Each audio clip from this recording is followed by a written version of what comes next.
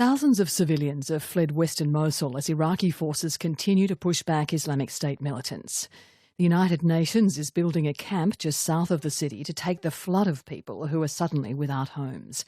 But hundreds of thousands are still trapped, and many of them have been forced to act as human shields as IS militants too try to flee. Anne Barker has the latest. A long line of civilians walks down a dusty road in Mosul. They've waited 3 long years to escape Islamic State control. And since the assault on the city's western half began, these civilians have been forced from their homes and ordered to walk alongside IS militants as human shields. Now, as Iraqi forces move in, they're finally free. The situation is very good, says this man, Mohammed Alawi Zaidan. The Iraqi security forces entered the district and liberated us. We want to return home. We were brought here by Islamic State to use us as human shields. Thousands of civilians have fled the western half of Mosul in recent days. Tired, dusty and frightened, they've begun pouring into a displacement camp south of the city. We left our house, our cars, everything we owned, with nothing but our clothes, says this man. Everything I have I left behind.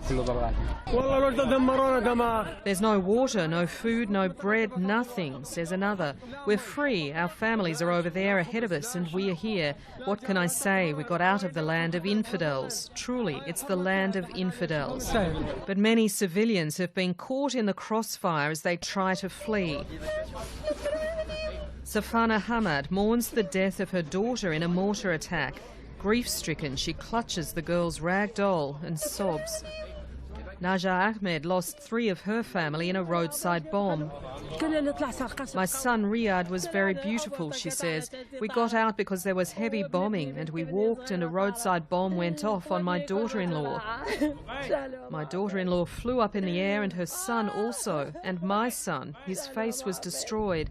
They took him, I don't know where. Oh God. Scores of dead and wounded are brought to a field hospital just outside Mosul. As the war intensifies, civilians make up a high number of casualties. So far, I've received 50 to 60 people wounded by arbitrary bombing. I referred them to the clinic, says Brigadier General Salman Hashim Hussein from Iraq's counter-terrorism service. The road is full of bombs, and according to eyewitnesses, ISIS are placing bombs underneath vehicles and blowing them up. Up to 3,000 civilians a day have fled one neighbourhood alone, but the United Nations estimates 750,000 are still trapped in their homes under IS control. Many are without proper access to food or water. Protecting civilians is one challenge that will slow the advance of Iraqi troops, coupled with the labyrinth of western Mosul's narrow streets and lanes. Iraqi forces yesterday recaptured 2 more neighbourhoods, but with thousands of IS militants still holed up in the town, it's likely to be many more months before all of Mosul is finally freed.